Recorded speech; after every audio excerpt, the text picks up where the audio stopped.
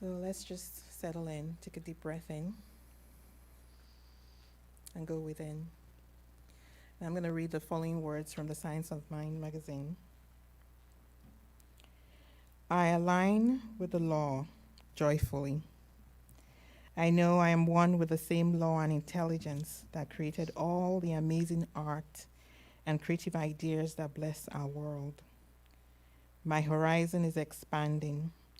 My mind is receptive, and I synchronize with divine love, joy, health, and prosperity.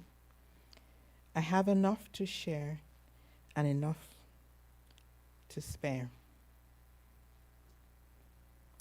Take that in.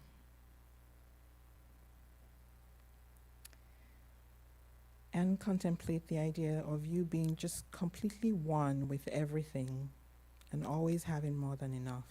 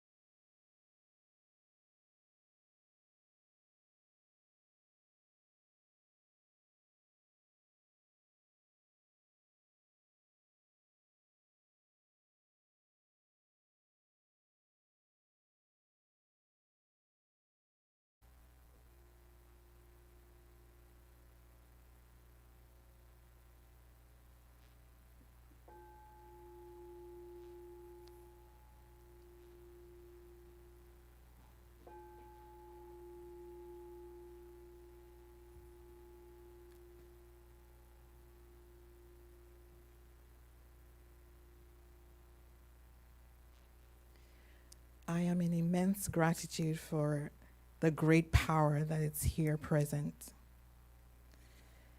I know that this power is in all of creation. This power is love. It is good. It is God. It is holy. It is all things joy. I know that this power is in me. And I know that this power that is in me is everywhere, in all of creation, and is also in each and every one of us here. Everyone listening to me is filled with this power. I know that this power is good. I claim this good for each one of us today. For I know that this good is God, and this good is with us at all times. So I know that as we gather today, that everything that we do is blessed, and we are blessed. I know that the music is blessed because it comes from this higher good, flowing through Talia, Victoria, and Sylvia. I know that the words that we listen to come from this higher good. It is the power of truth, and it flows through all the practitioners speaking today. And we are blessed indeed. I give thanks for the unfolding of this day, the unfolding of this service. I give thanks for the magnificent technology that brings us together. I'm so grateful. And so I know that everything that is good unfolds through us today. And as we go forth, we are indeed blessed, and we bless others. And so I release my words into the law of good, knowing that it's all done and it is perfect, for it's all God, and so it is.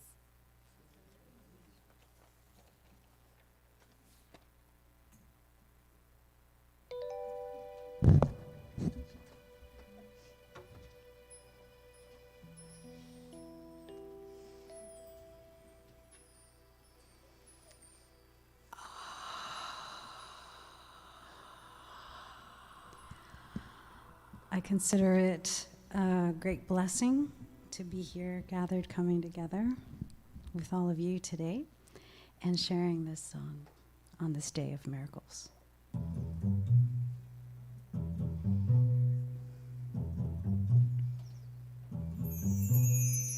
On this day of miracles, we come together. On this day of miracles, we come together. United we can make a difference. In reciprocity for future generations.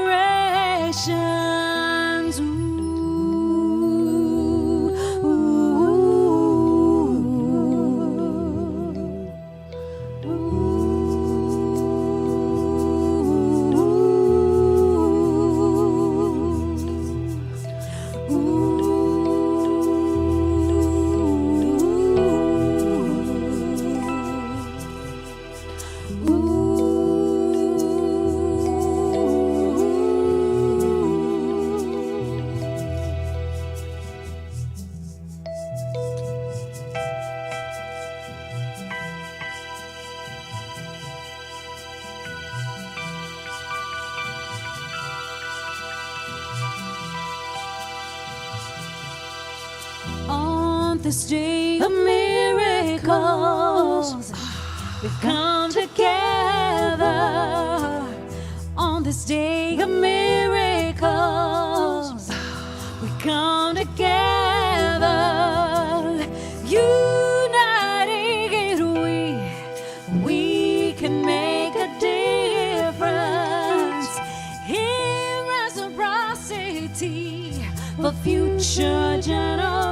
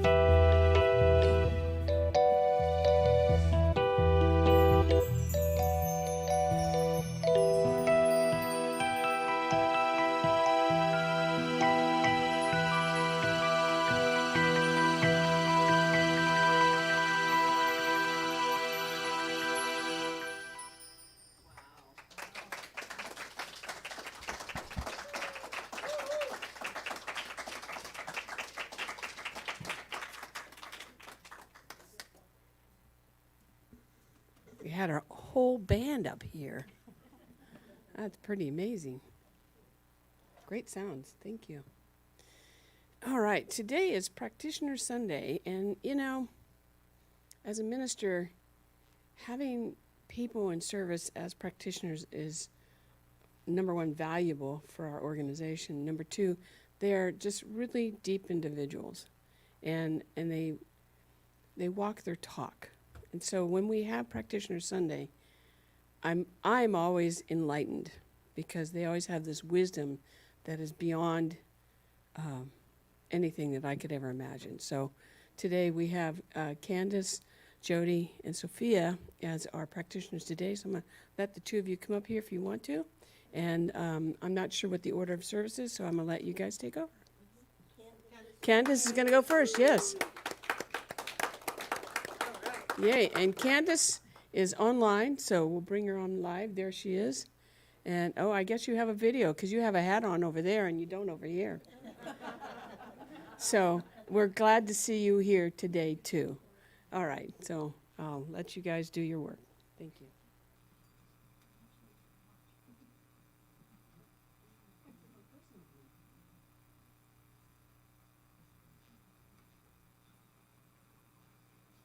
Good morning. I'm Candace. I'm your virtual practitioner. And today I'm going to talk to you about circulation. We've been talking all month about abundance and money and how money is energy. And today I want to talk to you about circulating the energy of the divine. All the religions in the world that I'm aware of tell us that God is love. It's all God and it's all about love. And so that's what money is it's God in action, it's love in action. Everything is God, everything is love. And when that love circulates, miracles happen. But what happens when the flow is blocked? I'll give you a good example. Back in 1905, there was a breach in the dike on the Colorado River. And for 2 years, water flowed into the Coachella Valley into an ancient lake bed. And it created what we know today as the Salton Sea. Well, it was a wonderful recreational area. People came from all over the country to play there. The lake was stocked with all kinds of fish. So people came and they fished and they camped, they brought property, they built businesses. A lot of money was made. A lot of people had a lot of fun.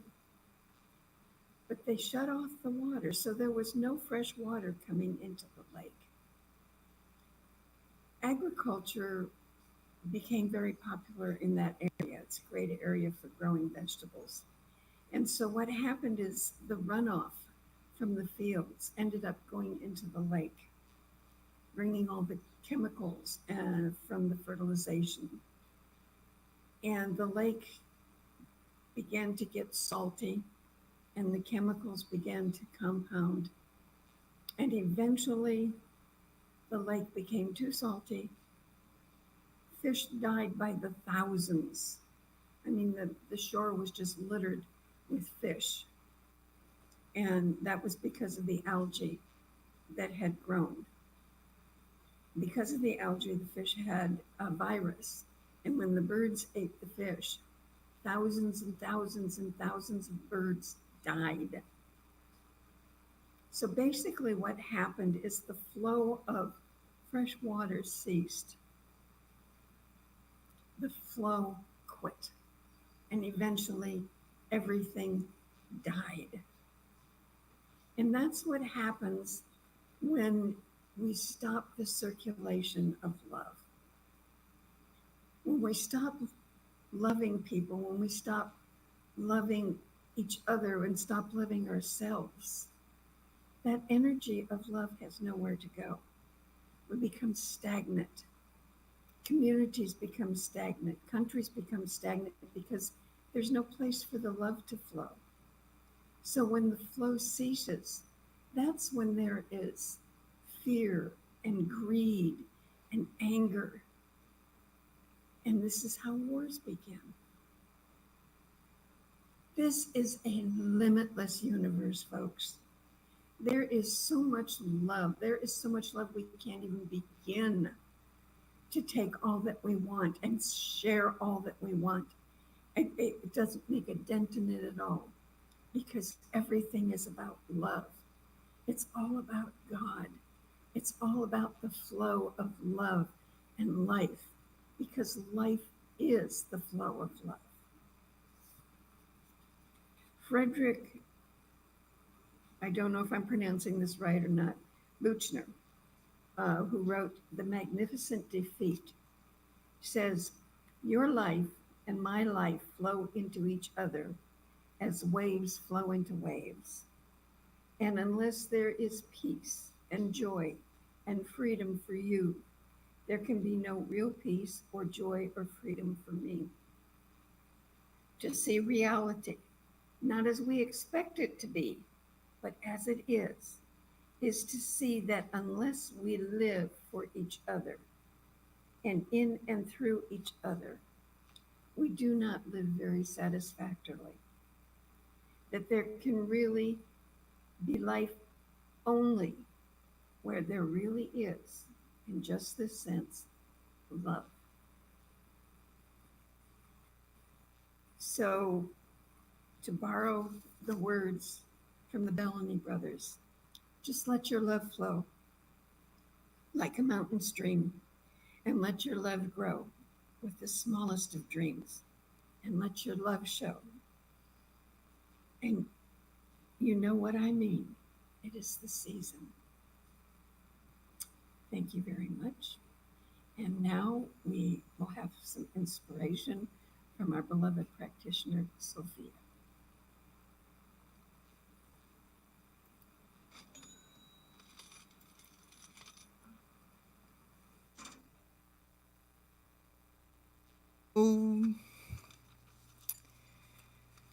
The topic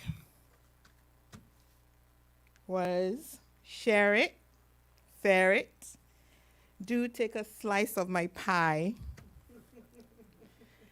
And so when I saw that, I was asking, what does that mean?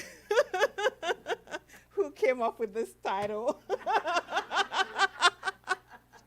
And what are we supposed to say? I sat with that question for 2 weeks. And then we met last week to talk about it because I still didn't know what to talk about. And everybody had something to say. And I'm like, I still have to think about this. I have to ask, what does this mean? What am I to say? What needs to be heard? And then I woke up on Friday, and then the word circulation came to mind. And I just heard Candy say circulation. I'm like, oh my God, there goes my talk. But really, it's about circulation. And when I Googled this whole thing, a song came up. And guess what it was? Money by Pink Floyd. And this whole month is all about money. We're talking about money. So it's a line in the song by Pink Floyd. And I said, okay, I'm going to wear my Pink Floyd shirt today. And we're going to talk about circulation and what that means. Okay. So whenever I think about things like that, we know circulation, where is it in nature? Where can we find circulation? So the thing that came up was, water.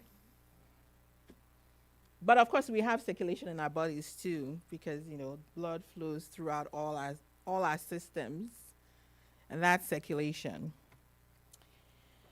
So think about circulation like a pond. If water only flows in and stagnates and can't support life, just like Candy said, if it only flows out, the pond dries and can't support life, just like she eloquently explained to us. Water needs to flow in and out of the pond to support life. And then to tie that into the whole idea of money. Money is a symbol of life energy we give and the life energy we receive as a result of the service we provide to others. Like a river, money must flow, keep flowing, otherwise it begins to clog and stagnate. Circulation keeps it alive and vital. If we stop the circulation of life energy, if our intention is to hold on to our money and hoard it, we stop its circulation back into our lives. Isn't that scary to think that that's what really happens if we just hold on to it, we never get it back? We need to give it out in order to bring it back in. And I thought about how money, I watched a video about how a dollar travels round, even the fact that it could travel around the whole world and come back. Isn't that amazing to think that that's what really happens when we spend money, when we give it out, when we bless someone with something, that really comes back to us. It just comes round and round and round. I wish I could play that video, but it was 4 minutes about how that money goes. You spend $1. The dollar pays is taken by the owner of the business. The owner of the business pays his employees. The employees take care of their children or pay whoever takes care of their children. It just goes round and round and round and round and round. And that's how money helps us. Even though it's left us, it comes back to us and it helps us.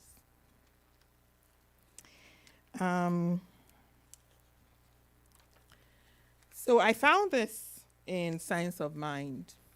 And I wanted to read it because it really made an impression on me. Freely ye have received and freely give. When the law of circulation is stagnant, stagnation results. When the law of circulation is retarded, stagnation results. It's only when we allow the divine current to flow through us on and out that we really express life. What does that mean?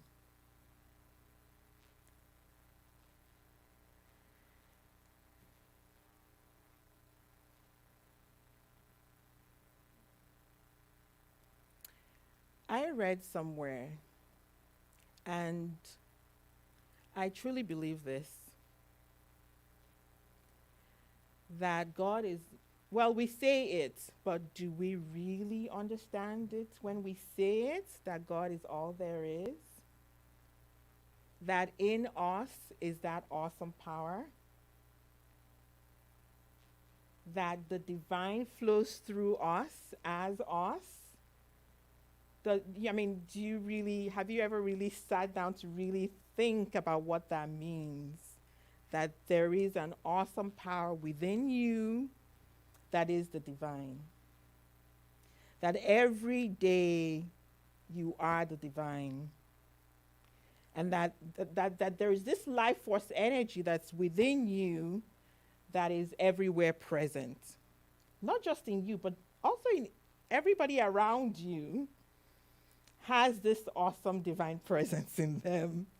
It's mind-blowing. But at the same time, it's wonderful. Right? Yes. That the people that you walk with at work, the people that you see or you interact with every day have the same divine energy, and that divine energy is life force energy. Can you just contemplate that idea that this is what is, even as we sit here, that we are exchanging that same life force energy, that we're giving and we're also receiving, even though we do not see that thing it's kind of, it's a beautiful thing to just know that something like that is happening without even knowing that it's happening. Can you really get what I'm trying to say without my saying it? That we're exchanging that same energy even as we sit here Even as we listen to the talk. I mean, it's that energy. It's giving and it's also receiving. The law of giving and receiving is as the next sentence. The law of giving and receiving is definite. So that means that it's sure, it's certain, it's always there. It doesn't change. It's a natural law. We see it in everything in nature. And so, as Candice explained, if it stagnates, then there's a cut somewhere. There is a separation somewhere. And we need to get that moving back. Emerson tells us to beware of holding on to too much good in our hands. What does that mean? Yes. Share it. Share it. Because it will always come back to you. Because of the unity underlining all of life, no man lives entirely unto himself, but through himself he lives unto the whole, which whole embodies all lives. Therefore, he that findeth his life shall lose it, and he that loseth his life shall find it. I mean, the next couple of sentences explain what that means. But basically what it's saying is that the more you give out, the more you find life, the more you enjoy life. Huh? So live life is what it's basically saying. Don't just exist to exist, but live.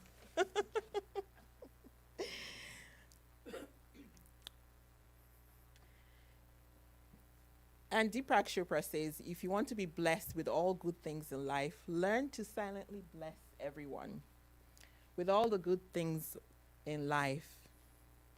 The more you give, the more you will receive. In your willingness to give that which you seek, you will keep the abundance of the universe circulating in your life.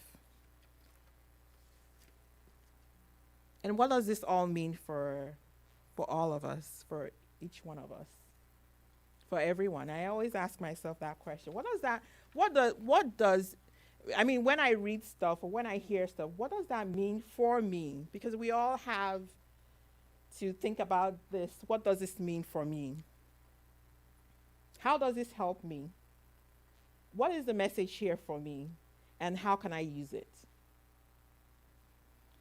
So for me, what that means is finding and living my purpose. Even if that purpose is just smiling smiling for the rest of the day, or being kind to someone, that is living. Finding joy in life and finding the good in everything that we see, and understanding that life actually supports us because life is all around us. And life is, the people that you meet every day. Huh? The things that you have surrounding you, all of those things are life because they help you live the quality of life that you're seeking. So being in gratitude of the things that you have currently, so that more will come, right? So that's how you circulate that life energy, recognizing first off that everything around you is life, and you are life itself. You are life itself. I was reading Emily Cady. Oh my God, there was a passage or something she said that just stopped me. And it's the truth. God is all there is, and there's nothing else. All else is a lie. But that is such a huge, big truth that not a lot of people can grasp at once, but slowly but surely, grasping it one day at a time, that you are truly magnificent and that you're truly filled with power and you're truly awesome. Live your life with joy and with purpose, doing what you love and being love itself, just as Candice said. And The affirmation I said this morning, I wanted to share it with you, and I'll share it again with you. I align with law joyfully. I know I am one with the same law and intelligence that created all the amazing art and creative ideas that bless our world. My horizon is expanding. My mind is receptive, and I synchronize with divine love, joy, health, prosperity, and I have enough to spare and enough to share. And so it is. And Jody.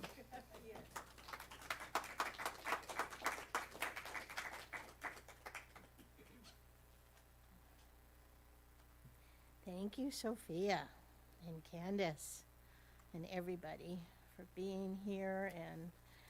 And what I actually choose to be the last speaker so I can get a chance to just settle down and relax and make sure they didn't miss anything. But then again, they've already said everything. But I have a plan for that. Because we've been listening to this for 5 weeks. Prosperity, finances, money, laws. The law of circulation really is what it's really all about. So I would like to share with you my personal experience with tithing. I had been attending a New Thought church in Alpine for a couple years, and in 2007, my minister came back from the Anton conference, that affiliated New Thought network, and she was just lit on fire, and she shared the speaker's CDs. And one of the ones that I took home was, excuse me, Edwene Gaines spoke at the Anton conference that year. And I came home and listened to that, and I fell in love with her. And everything she said made sense.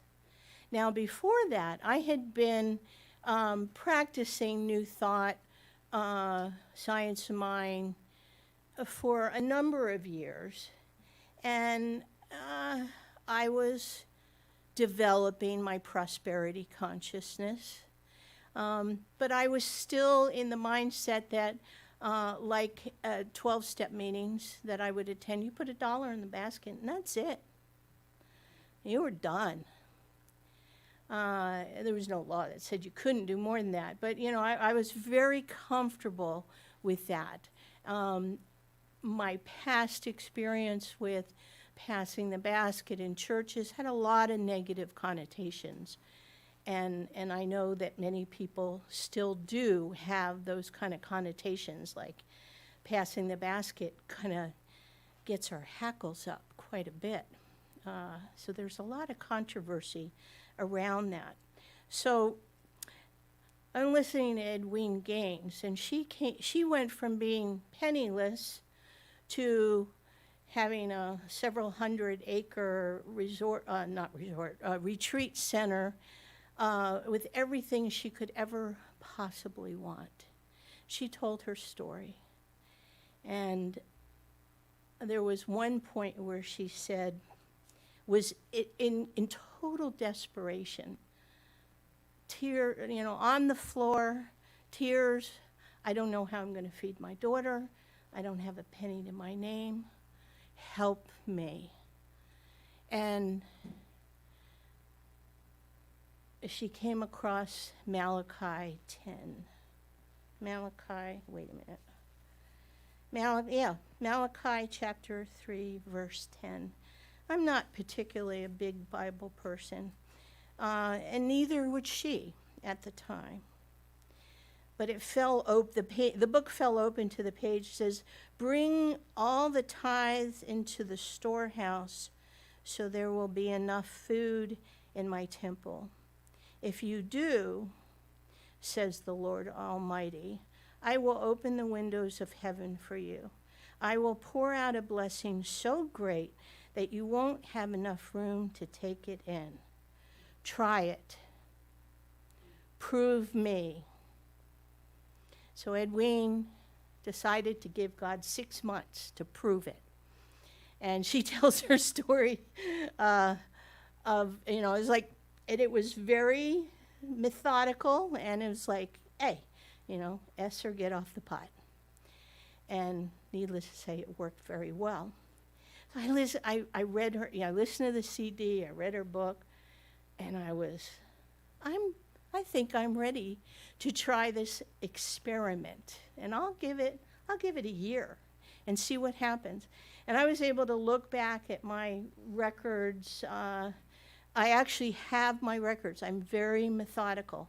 Every penny that comes in, interest on my checking account, a rebate, cash back, blah, blah, blah, blah. All I can tell you is that at the time that I started this experiment,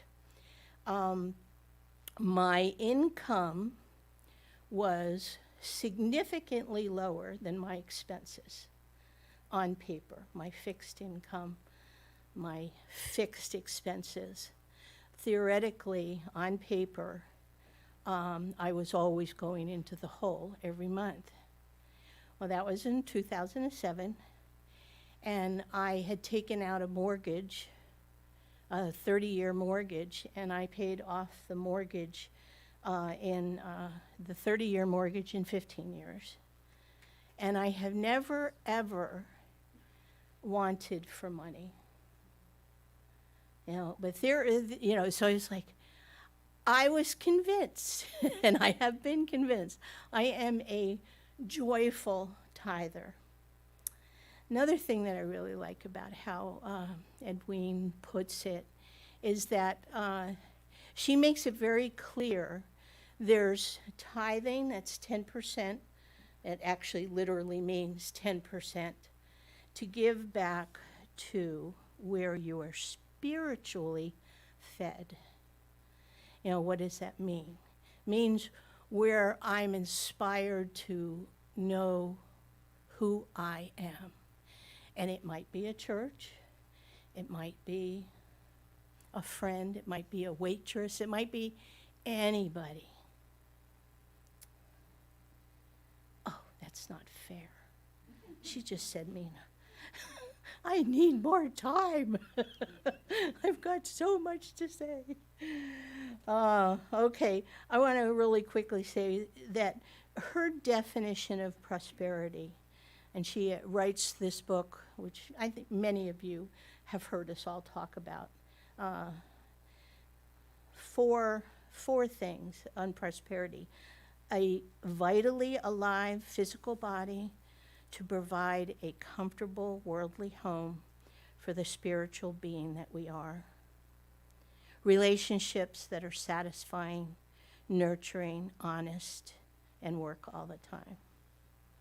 Work that we love so much that it's not work, it's play. And all the money that we can spend. Edwene doesn't put these four laws out as optional. She says they're definite spiritual laws. But if your life is working for you and you're not following the laws, then, go right ahead. Interestingly, Ernest Holmes does not specifically mention tithing, but he talks extensively about the law of circulation. And the Bible doesn't talk about tithing, but it was so ingrained in that time frame that it didn't need to be said. It was just known. These are spiritual laws, spiritual principles. And we've already had a number of quotes from Science of Mind and Ernest Holmes. Dennis Merritt Jones in The Art of Being says, if you want more of whatever is your desire, You have to first prove to the universe that you are capable of having it by developing a consciousness that affirms there is no shortage of it. The only way to do this is by creating a vacuum or space for it to be received. And the only way you can create a space for it to be received is by letting go of what you do have, trusting that the universe knows what it's doing. That is the law of circulation in action. And also we talk about assimilation, elimination, and again, circulation, giving and receiving. They're all important, and including taking what you need or using what you need in a responsible way. So it's not like, oh, don't give me money, I don't need it. No, it's all part of the same circular flow. You can't ignore any one part of it. And I got a kick out of this quote. Phil Lott, money is my friend, says, if you have the ability to save regularly,